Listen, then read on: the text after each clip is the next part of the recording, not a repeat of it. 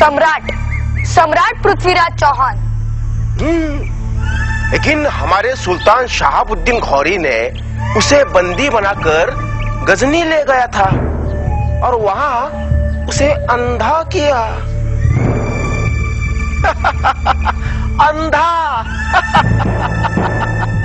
अंधा बनाया। अंधा किया। कहानी यहीं पर खत्म नहीं होती खान साहब। ती गुरुवारची रात्र होती।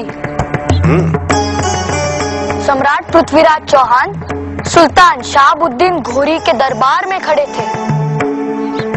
त्यांच्या शब्दवेधी बाणाचा अद्भुत चमत्कार पाहण्यासाठी सारा दरबार बेचैन होता।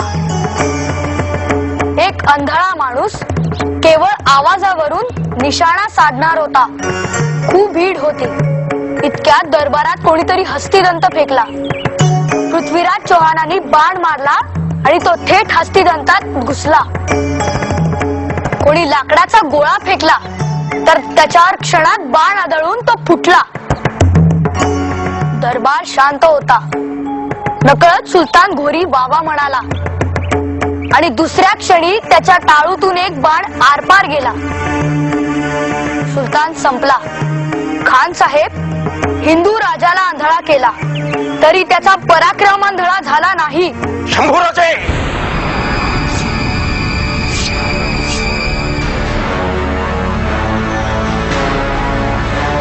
दिलेर खान, आप आराम फरमाइए। मिर्जा राजे, कैसी कहानी बता रहा है ये बच्चा? मुगलों की छावनी में हमारे पुरखों के खिलाफ ऐसी बातें। मिर्झा राज, त्यासनी म्हणावं ह्यो इतिहास आहे। लई आवाज चढवू नका। नेताजी म्हणतात मला। वरला राजा ह्यो आमचा।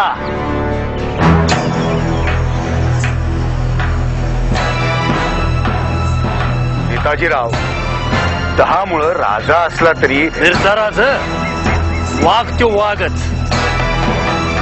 जंगलात बी वाघच आणि पिंजऱ्यात अडकला तरी बी वाघच। हा, फिर भी एक गोष्ट सांगू का राजाजी? माणसं हत्ती घोडा आणि ऊठ विकत घेत्यात, पर वाघ कुणी फुकट देतो म्हटलं तरी घेत नसतो। तुम्ही तो घेतलाय नव? मग आता पाळून दावा